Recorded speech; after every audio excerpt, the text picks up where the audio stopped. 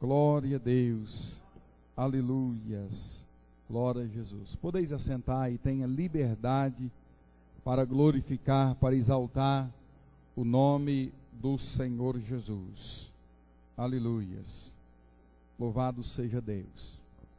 Amados irmãos e amigos aqui presentes nesta noite, essa palavra foi uma palavra dita pelo profeta Jeremias, o profeta chorão, né? O profeta que era conhecido como o homem que mais chorou, né? Ele tinha um coração quebrantado diante de Deus e chorou muito pela dificuldade, pela miséria, pelo fracasso em que o povo de Deus estava atravessando. Ele vai usar alguém de uma forma específica para que essa missão seja realizada. Sempre foi assim. Deus, ao ter um projeto, um plano para ser executado, sempre levanta alguém no meio das multidões. Nós vimos a história de Abraão. Deus tira Abraão lá do meio da sua parentela, envia para uma terra distante, porque Deus tinha um projeto, Deus tinha uma missão na vida de Abraão. Nós vimos na vida de Davi, que também não foi diferente. No meio de todos os seus irmãos, Davi sendo o último, Deus vai lá e tira Davi do meio da sua família, para mais tarde governar Israel. Então, todos os projetos de Deus na terra, Ele precisa de homens, de mulheres, para que esses projetos se realizem. E nós lemos um versículo aqui em Jeremias, que é uma palavra profética. Jeremias chega diante do povo, onde o povo estava distante de Deus, o povo tinha se rebelado. Se você ler o contexto aí, você vai ver que o povo tinha construído para si deuses de metais, de ouro, de prata, de gesso e etc. E não existe algo mais terrível diante de Deus quando alguém diz que está servindo ao Senhor e essa pessoa então substitui a Deus por obras humanas. Deus, Ele nos criou para exaltarmos a Ele, para darmos toda honra, toda glória, todo louvor, toda adoração a Ele. E quando Deus encontra na terra alguns dos seus filhos que está envolvendo ou que se envolveu com os deuses deste mundo, isso não agrada a Deus. Isso não agrada ao Senhor.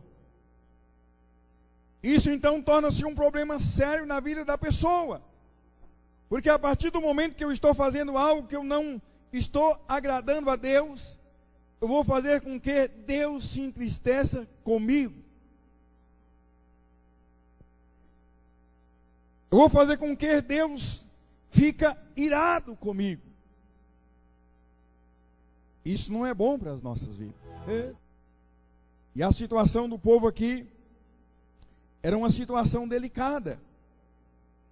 E o profeta então, ele começa a falar com o povo na direção de Deus, como um atalaia. Ele brada nas praças, nas ruas, nas casas. Ele começa a anunciar o plano de Deus.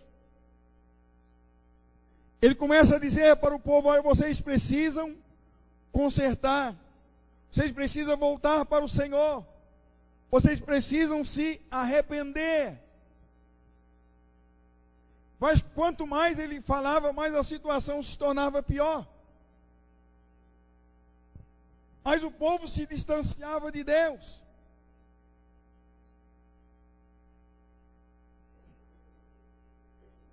Ele só: vocês não querem consertar,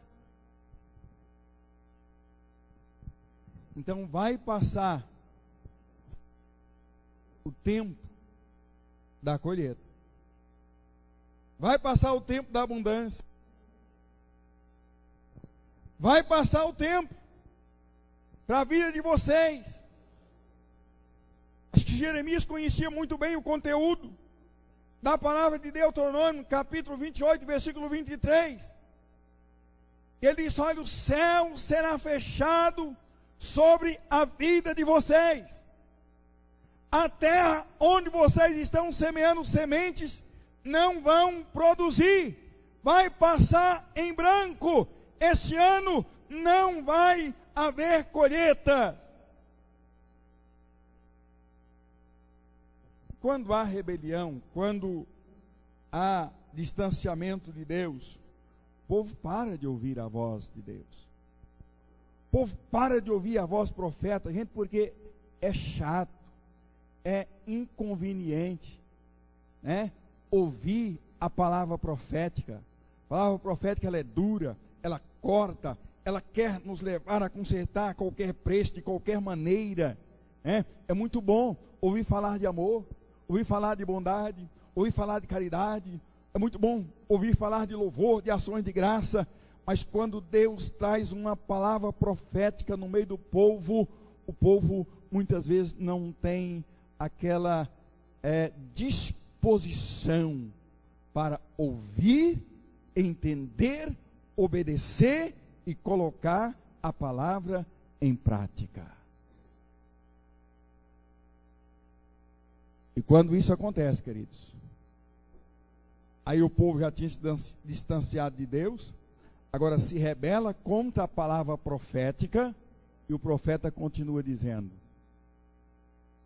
a saga vai passar, não vai haver colheitas. Ai, Jeremias, você está doido?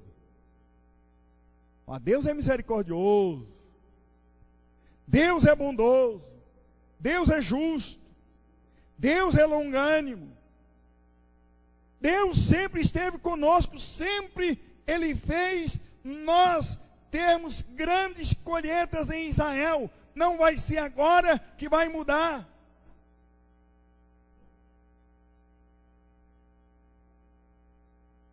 E Jeremias está lá.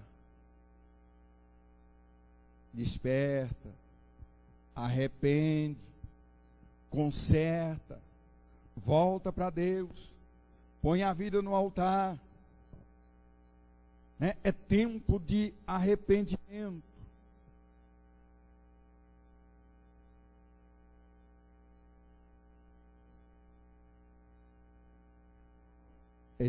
Profeta, você nem não sabe o que faz mais, você só sabe chorar. Olha o chorão aí, vem com mais uma palavra. O que é que ele tem dessa vez para nos falar? Sabe aqueles irmãozinhos que falam: vem o pastor. Vamos parar. Em outras palavras, queria dizer assim: vamos parar de falar o que nós estávamos fazendo, porque o pastor está chegando.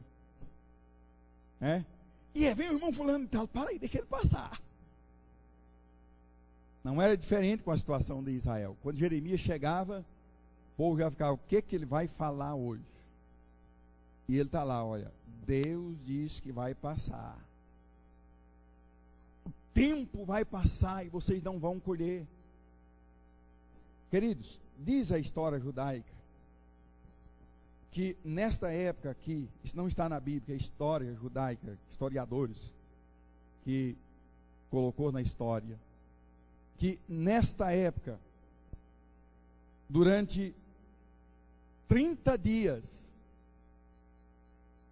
veio-se as nuvens,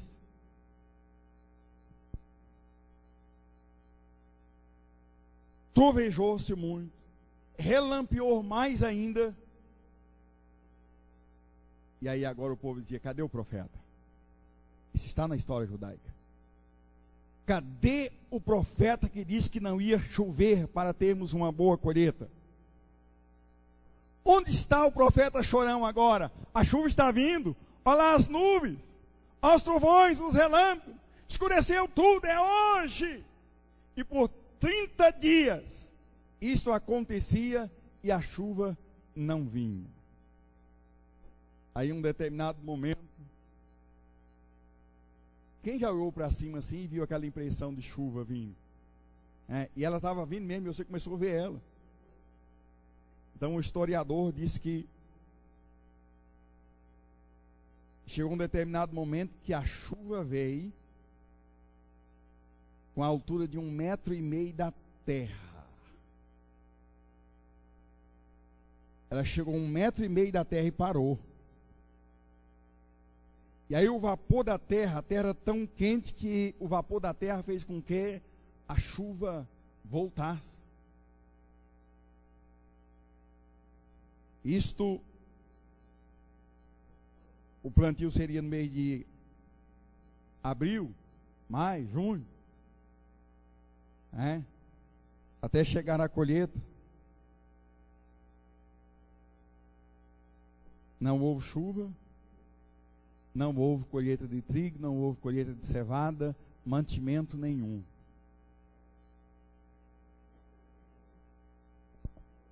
Irmãos, às vezes eu pergunto, quantas vezes Deus tem falado conosco, dizendo: meu filho, muda de direção.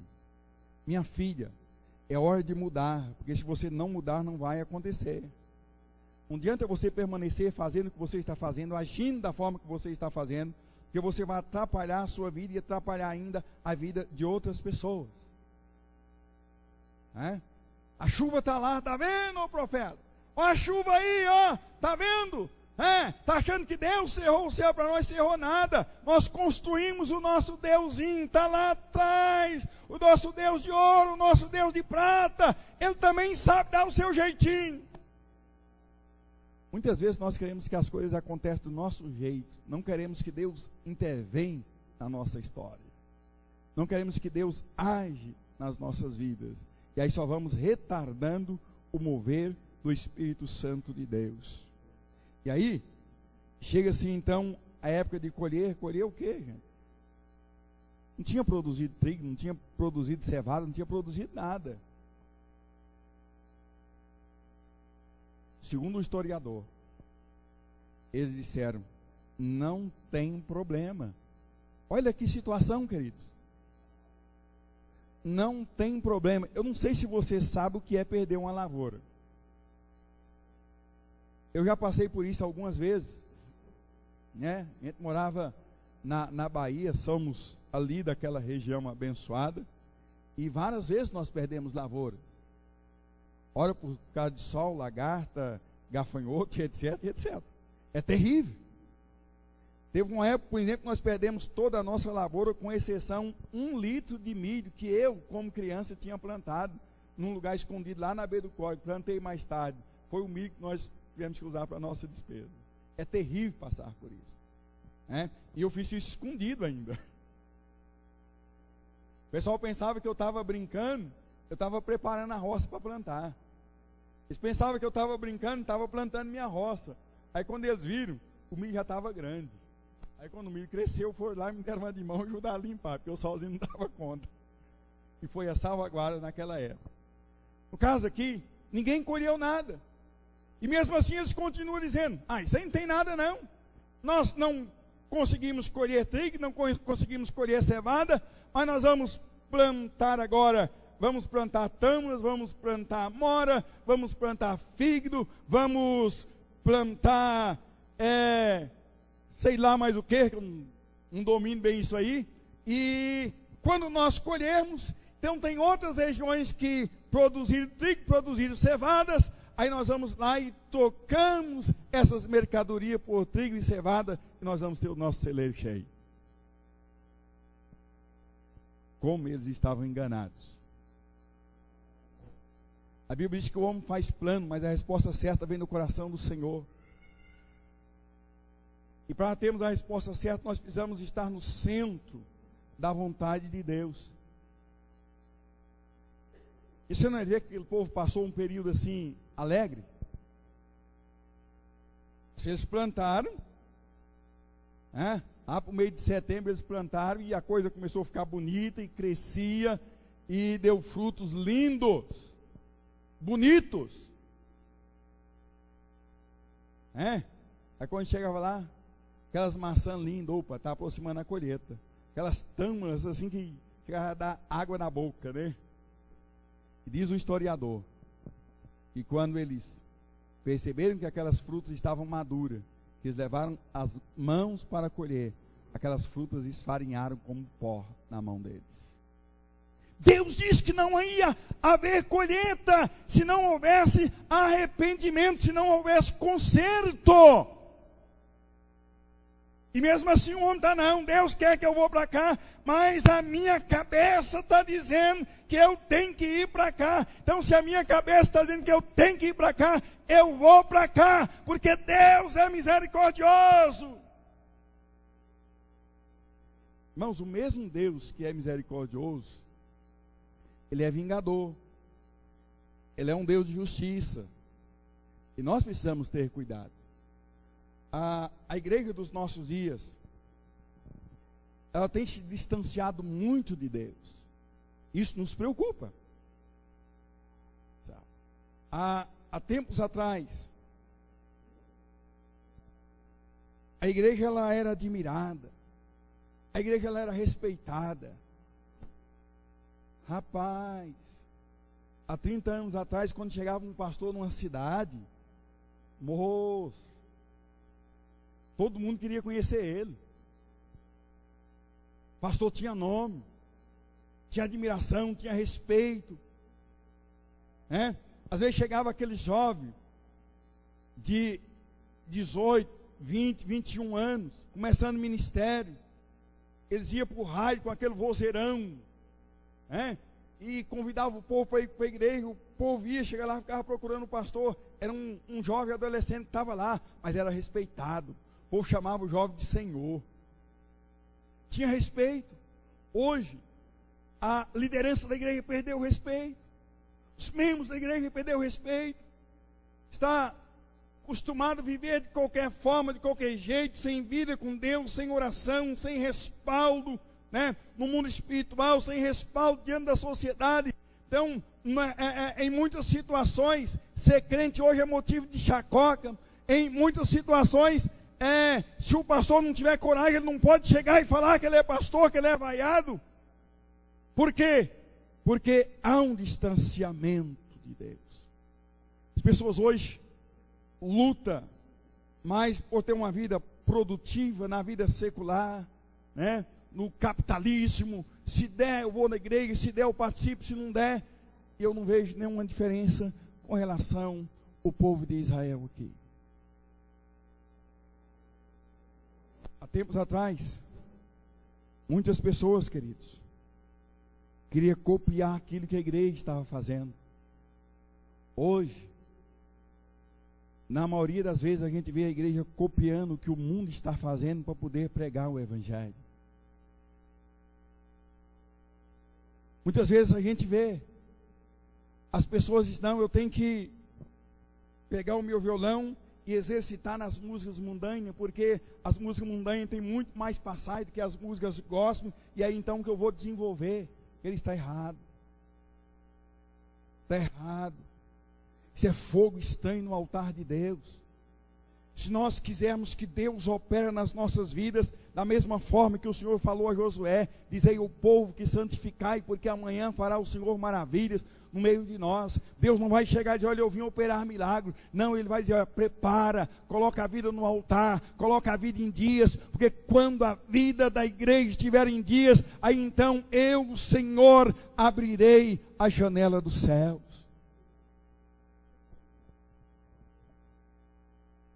Aleluias. Quantos irmãozinhos chegam para você e dizem, pastor, ora por mim, pastor, porque as minhas finanças estão ruins, eu estou devendo, o trem está feio. Está feio, irmão? E se não houver conserto, vai piorar. Tem que haver conserto, tem que consertar, tem que tampar a brecha. Tem que ser ofertando, tem que ser dizimista fiel, tem que convidar Deus para ser sócio da sua vida financeira.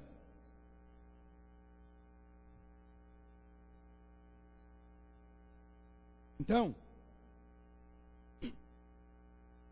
passou-se a cega, e findou o verão, e nós não estamos salvos. Passou, acabou, findou. E a situação é a mesma, não mudou nada. Nós não estamos a salvo. Olha aqui para mim, queridos. Quantas vezes nós temos adiado o projeto de Deus nas nossas vidas? Agora, por que isso acontece? Acontece por falta de visão. Outro versículo que eu li para nós meditarmos, lá de João 4,35, ele diz: não dizei vós que ainda há 4 meses até a ceifa. Quantos filhos de Deus, lavados, remidos pelo sangue de Jesus, que foram salvos, Deus tem falado com ele de dia, de noite, 24 horas por dia, na igreja, na televisão, e Deus tem isso: ó, levanta, prega, anuncia, faz alguma coisa. Eles: não, estou muito novo para me envolver com a igreja, eu tenho a vida inteira pela frente, não vou fazer isso, não vou fazer aquilo, mais aquilo outro, vou dar um tempo até resolver este meu problema, até colocar o meu casamento em dia, até resolver a minha situação financeira, até eu concluir os meus estudos. Aí você está dizendo: não, ainda falta 4 meses. Você está dizendo: Deus é misericordioso, Deus é longânimo, Deus vai esperar eu concluir tudo que eu tenho que concluir para que eu possa fazer alguma coisa em prol do reino dele. Deus sabe que eu não posso agora. Como nós estamos enganados, queridos. Como nós estamos enganados. Mas falta visão. A continuação do versículo diz: não dizei-vos que ainda há 4 meses até a ceifa. Eu, porém, vos digo: erguei os vossos olhos e vede. Erguei os vossos olhos e vede. Queridos, a igreja dos nossos dias, ela precisa abrir a visão e ter uma visão missionária, uma visão de conquista. Nós estamos agora vivendo o verão de Deus nas nossas vidas. Agora é um tempo de abundância, é um tempo de colheita, é um tempo de plantarmos e colhermos. Eu, você, nós precisamos despertar para isso, levantar os nossos olhos e ver que o mundo lá fora clama por socorro, clama por misericórdia. O mundo está dizendo: tem misericórdia de mim, me ajuda a sair dessa vida de fracasso, de miséria, de droga, de prostituição, de adultério, de mentira, de contenda, de fofoca, de maldade. O mundo está clamando. Quantas pessoas muitas vezes nos abordam e dizem: me ajuda, tem misericórdia. E às vezes, por falta de visão, nós não temos feito o suficiente para ajudar essas pessoas a encontrar o caminho da salvação. A Bíblia diz que eles estão prontos para ser colhidos, para ser ceifados, estão prontos para ser inseridos no projeto de Deus. Mas de que forma isto vai acontecer? Através da manifestação da igreja. A Bíblia diz que a multiforme graça de Deus será manifesta através da igreja. É através da igreja do Senhor Jesus que o pecador vai ter que saber que ele está cometendo um erro, que ele está no pecado, e que se ele quiser ir para o céu, ele vai ter que arrepender-se.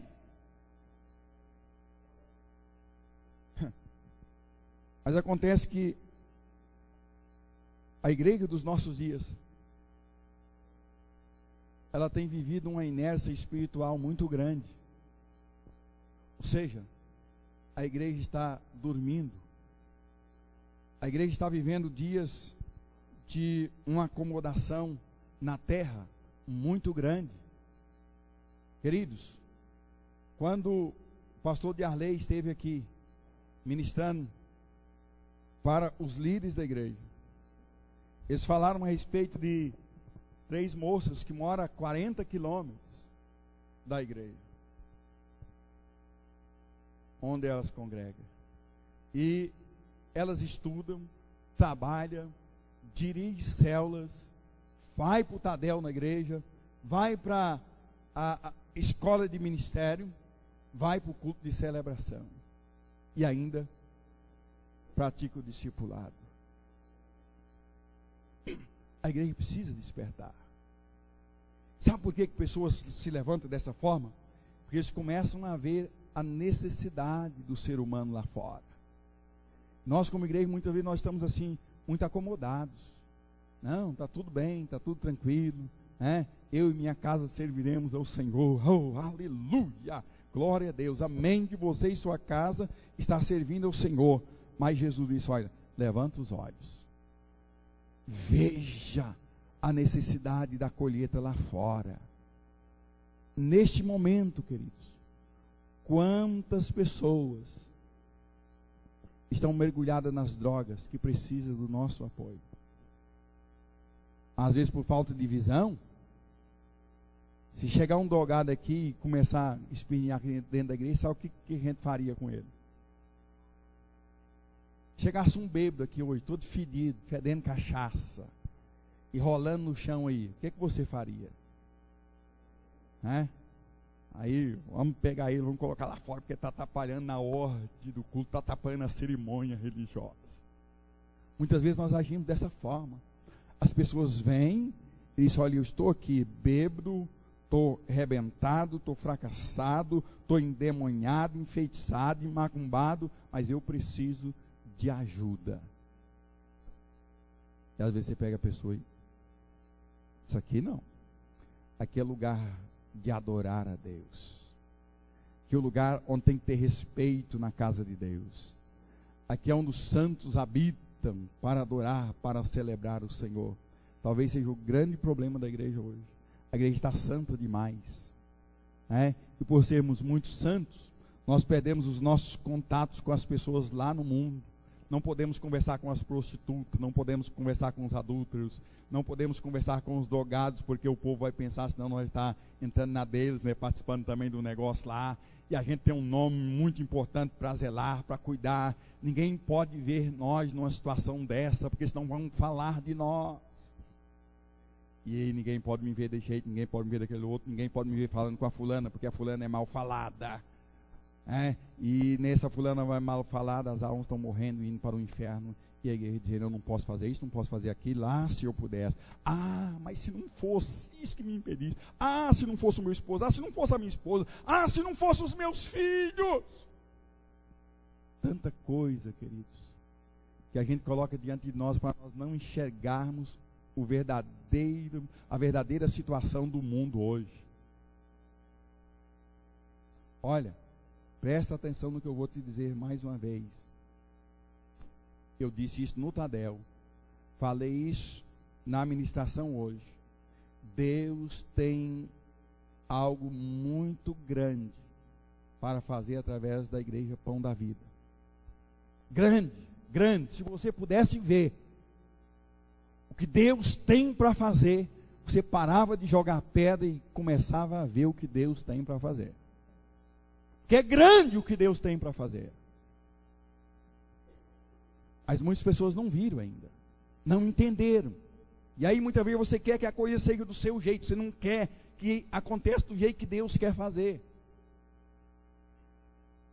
Eu disse que se você soubesse o que Deus tem para fazer, você regastaria a mão e faria tudo que está no seu alcance para ver Deus fazer o que Ele tem que fazer. Eu disse mais. Deus disse que vai fazer. Não é o pastor Bento que está dizendo. Deus disse que vai fazer. Só tem um detalhe, queridos. Quando Deus traz uma palavra que vai fazer algo, a palavra é de Deus, e a palavra de Deus, ela se cumpre. Olha, eu posso pregar aqui hoje, e amanhã você dizer, pastor, o senhor falou muito duro com a igreja, Nós não queremos mais o Senhor como pastor da igreja. Queremos um pastor que só fala sobre amor, sobre graça, sobre sabedoria, sobre restauração de casamento. É isso que nós queremos. Não tem problema, queridos. Eu posso deixar o pastorado da igreja, posso ser membro da igreja, Deus pode abrir uma outra porta, mas o que Deus diz que vai fazer, Ele vai fazer. Você ficou mais tranquilo, né? Porque Deus faz o que Ele diz que vai fazer. Só tem um detalhe. Quando Ele diz que vai fazer, quando Ele diz que vai usar um grupo de pessoas para fazer, se esse grupo não entrar na brecha para fazer, o tempo passa. E se o tempo passar, Deus levanta um outro grupo. Mas Ele vai fazer. A obra de Deus não fica sem ser realizada. Deus tem uma promessa para as nossas vidas. Se nós permanecermos, se nós entrarmos na brecha, se nós regaçarmos as mangas, se nós amarmos aquilo que Deus quer fazer através das nossas vidas, Deus vai nos usar para realizar. Agora, se deixarmos o tempo de Deus passar, aí Deus vai ter que levantar um outro grupo.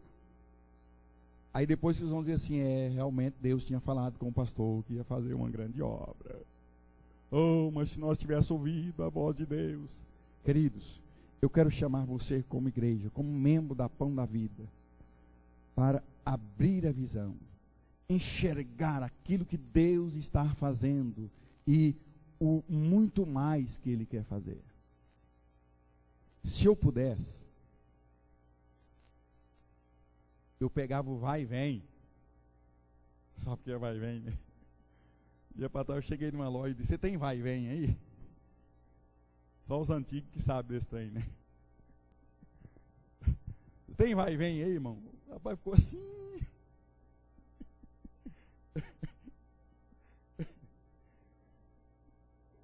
Ele não sabia se tinha, né? Eu tinha um senhor mais velho, eu perguntei para ele, disse, vai e vem, vai e vem. O serrote, né? Na linguagem dos antigos. Como diz aquela história assim, que o vizinho pediu o serrote emprestado para o outro, disse assim, ô tio, o pai disse que o senhor mandar o vai e vem para ele. Ele disse, meu filho, se vai e vem fosse, vai e vem iria, como vai e vem, vai e não vem, vai e vem fica, né? Mas se eu pudesse, queridos, abrir a cabeça de vocês e colocar dentro da cabeça de vocês aquilo que Deus tem colocado no meu coração, eu faria isso. Mas eu não posso. Isso é obra do Espírito Santo de acordo com a disposição de cada membro da igreja. Deus vai te usar na proporção da sua visão, na proporção daquilo que você conseguir ver, daquilo que você conseguir enxergar. Aí então Deus vai te usar. Se você não conseguir ver nada, como que você vai andar? Tem como, amados. Então você tem que ter visão, tem que enxergar para onde Deus está te conduzindo.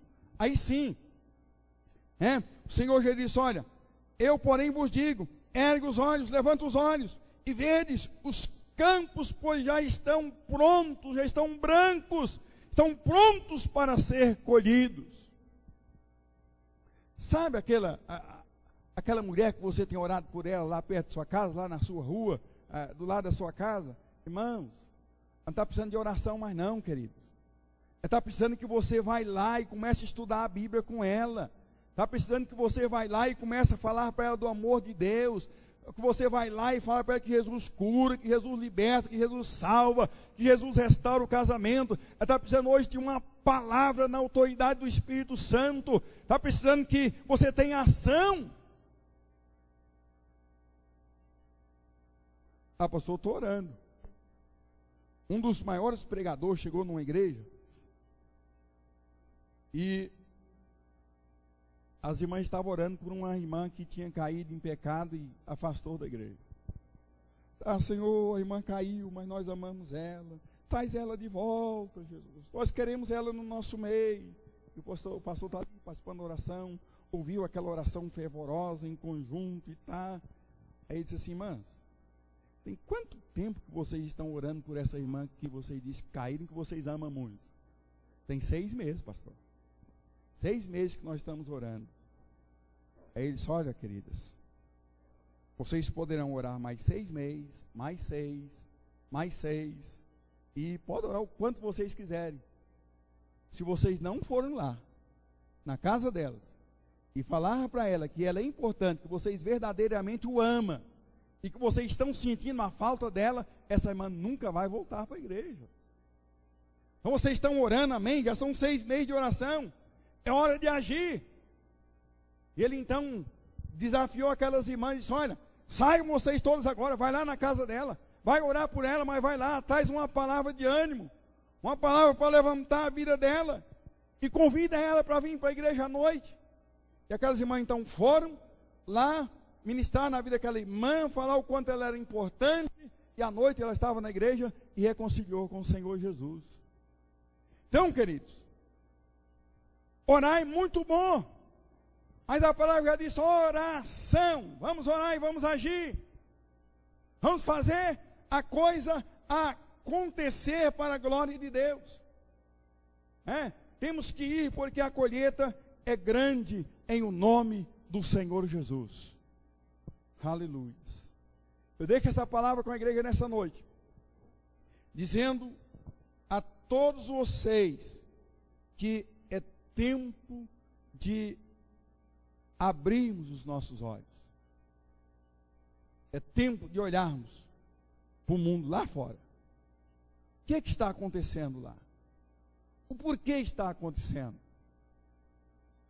Itapuranga é uma cidade que é tida como uma cidade que tem mais desviado em todo o mundo. Grande essa turma aí. O que nós temos feito para que essas pessoas que estão afastadas, que estão desviadas do Evangelho, voltem, se arrependam e tenham a sua vida renovada? É tempo de nós olharmos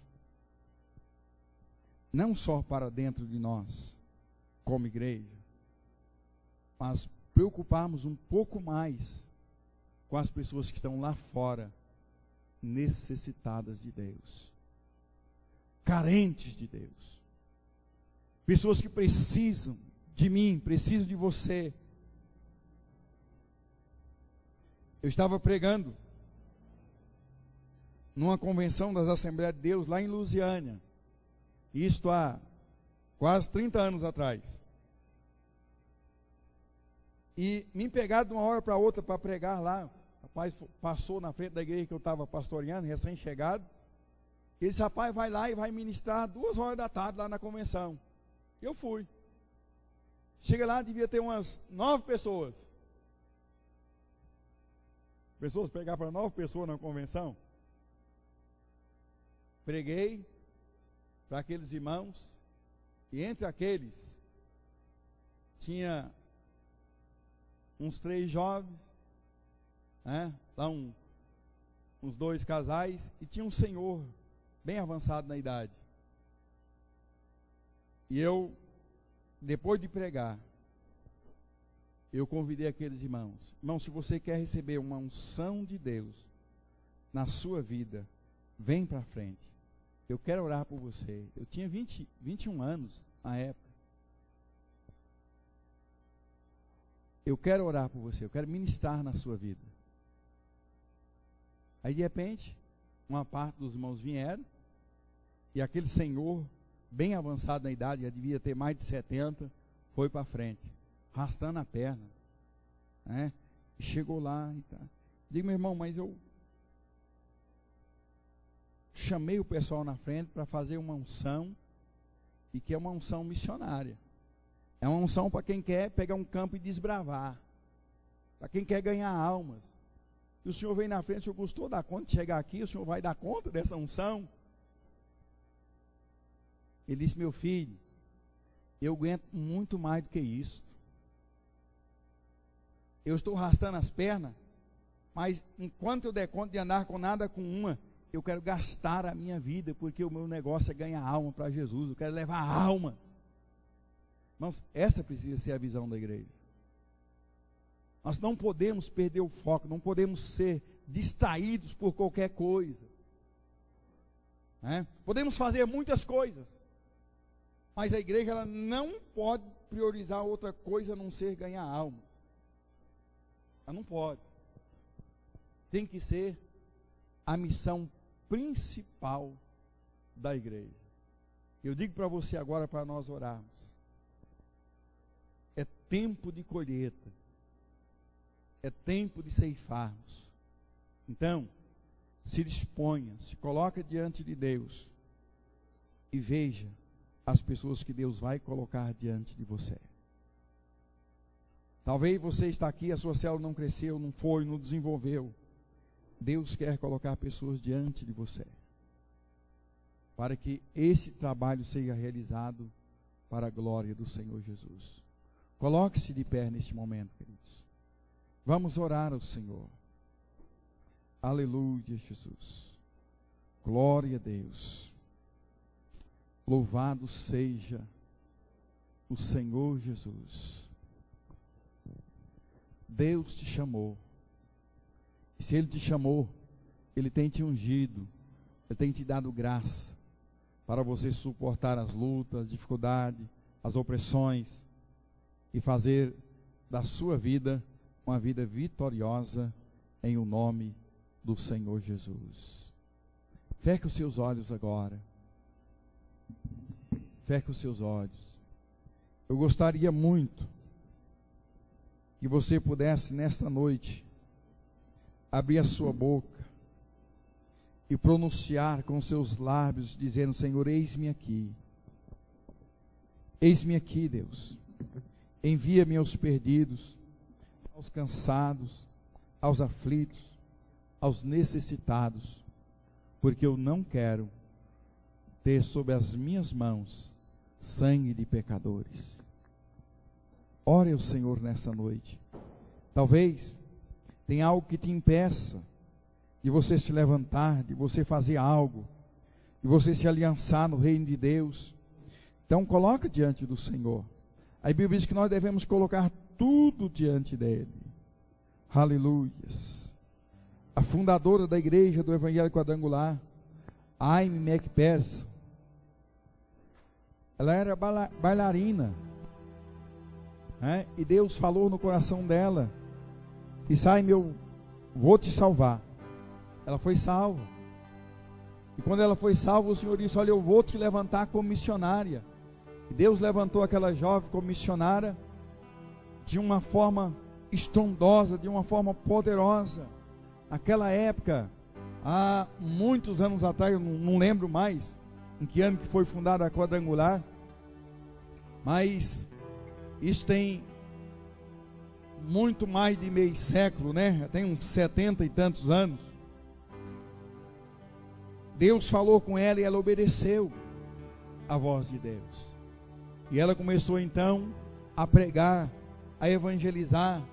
E naquela época ela enchia tendas com milhares de pessoas, jovem, né? Que muitas vezes as pessoas olhavam, não dava nada, mas ela tinha ouvido e obedecido ao Senhor.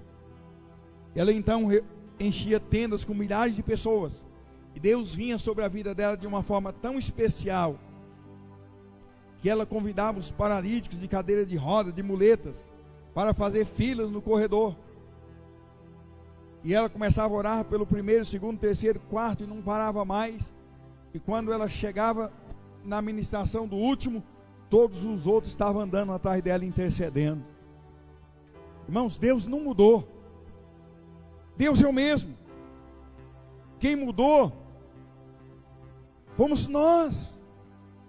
Nós que muitas vezes não temos ouvido aquilo que Deus quer fazer através das nossas vidas, temos dificultado o Espírito de Deus aqui, dificultado o Espírito de Deus fazer. Mas nesta noite o Espírito Santo está dizendo: se ouvires a voz do Senhor, não endureçais o vosso coração. Deixa Deus fazer aquilo que Ele tem que fazer na sua vida. Quantas vezes nós vimos pessoas dizendo: olha, agora eu sei, não tem mais volta, Deus me chamou mesmo, agora eu tenho que ir. E recuaram. Queridos, assuma a sua responsabilidade como filho de Deus. Assuma. Deixa Deus te usar. Coloque a sua mão sobre o seu coração nesta noite. Aleluia, Jesus amado. Glória a Deus. Oh, aleluia, Jesus. Querido Espírito Santo de Deus, aí nesta noite, Deus, eu coloco, meu Pai, mais uma vez, ó Deus, a minha vida no teu altar. Deus, eu sei, Pai, que sou uma pessoa que tem N limitações, mas eu peço ao Senhor, tenha misericórdia de mim, Deus. Pai, tenha misericórdia. Eu coloco, ó Deus, a minha vida, ó Deus, no teu altar, à disposição do Senhor, Deus. Senhor, usa, meu Deus, a minha vida, Pai. Usa, meu Deus, segundo o teu propósito, segundo a tua vontade, segundo o teu querer. Ó Deus, tenha misericórdia. Precisamos mais do Senhor, mais da sua graça. Ó Deus, sobre as nossas vidas, para que possamos nos despertar, para que possamos, ó Deus, sairmos do sono espiritual.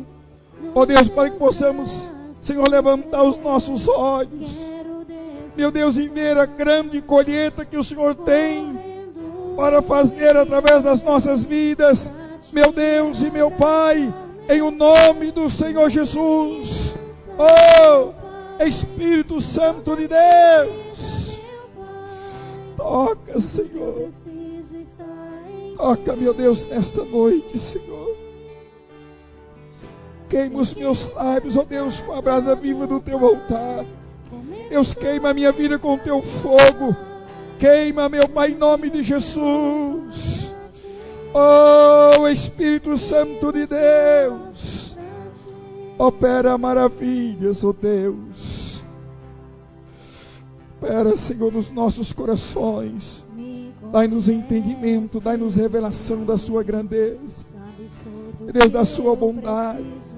Abre os nossos olhos para que possamos ver, meu Deus, os perdidos perecendo, clamando, buscando, meu Deus, ajuda, clamando por socorro, Deus. Oh, em nome de Jesus, Senhor, tenha misericórdia, Deus. Levanta nesta noite homens, levanta mulheres, meu Deus, quantas pessoas que o Senhor já tem dado, ó Deus, unção que o Senhor já tem capacitado, ó Deus, e tem enterrado os dons, os talentos, meu Deus, nesta noite, levanta os teus filhos, Deus. Oh, Pai, nós clamamos diante de Ti, nós buscamos, Senhor, a Sua face, para que o Teu nome seja, ó Deus, glorificado. Vem, Espírito Santo, aleluia. Vem sobre as nossas vidas, Pai. Batiza os nossos corações, ó Deus, com um amor profundo, e Deus, pelas almas, pelos perdidos, e usa-nos em o nome do Senhor Jesus, Pai. Em nome de Jesus, ó Deus. Aleluia, Jesus, glória a Deus. Aleluia. Não se pode organizar a ceia. Aleluia, Jesus. Oh, Espírito Santo de Deus. Santo é o Senhor. Adorado é o Senhor, Deus. Glorificado. Oh, é o Teu nome, Jesus. E Deus, desperta o Teu povo, desperta a Tua igreja. Desperta, meu Pai. Meu Jesus maravilhoso. Que nada, ó Deus, nada venha nos impedir, ó meu Deus, de fazer aquilo que o Senhor disse que vai ser feito. Meu Deus, nada venha, Senhor, nos tirar do foco.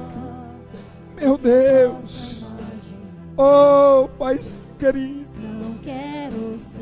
nós clamamos diante do Senhor, Pai. Oh, aleluia.